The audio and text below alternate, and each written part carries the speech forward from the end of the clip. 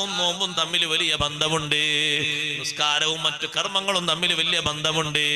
താരിഖു സ്വലാത്തി, നിസ്കാരം ഉപേക്ഷിക്കുന്നവൻ, പൂർണ്ണമായ സ്വീകാര്യതയോടെ നിസ്കാരം നിർവഹിക്കാത്തവൻ, ലാ യഖ്ബലുല്ലാഹു തൗഹീദഹു, അവന്റെ തൗഹീദ് അല്ലാഹു സ്വീകരിക്കൂല.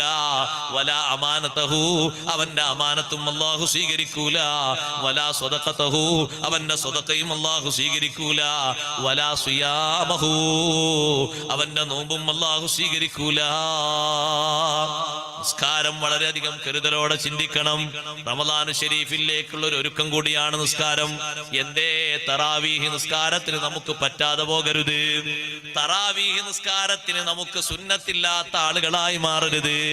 ഒരുപാട് ഫർളുകൾ പരടിയിൽ കെട്ടിക്കൂടിയാൽ റമദാൻ അങ്ങ് വന്ന ഉസ്താദിനോട് ഒന്നും ആൾക്കാർ മനസ്സിലാക്കും, ഉസ്താദെ എനിക്ക് ഒരുപാട് നിസ്കാരം കലാറുണ്ട്, ഞാൻ എന്ത് ചെയ്യണം?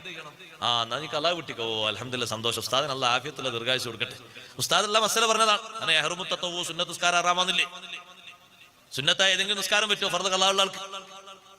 തറാവിയിലെ ചോദ്യം വരുള്ളൂ. തറാവീന് മാത്രമല്ല, എല്ലാ റവാത്തിബിനും എല്ലാ സുന്നത്തിനും ബാധകമാണത്.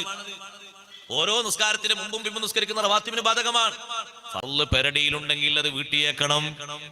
നിസ്കാരം ചെറിയ വിഷയമല്ല. നിസ്കാരം കറക്റ്റ് പാലിക്കുമ്പോഴേ ആഖിറത്തിൽ ജയിക്കാൻ പറ്റൂ, ദുനിയാവിലും ജയിച്ചവരാകൂ.